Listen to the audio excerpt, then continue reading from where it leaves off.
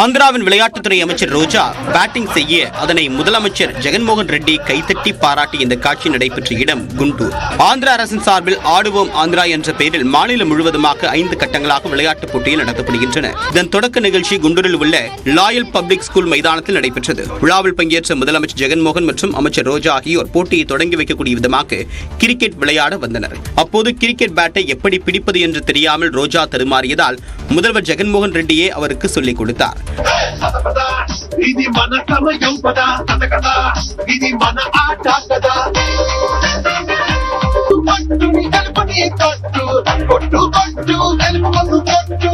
அதனைத் தொடர்ந்து முதலமைச்சர் ஜெகன்மோகனிடம் வலுக்கட்டாயமாக கிரிக்கெட் பேட்டை கொடுத்த ரோஜா அவரை விளையாடச் செய்தார்.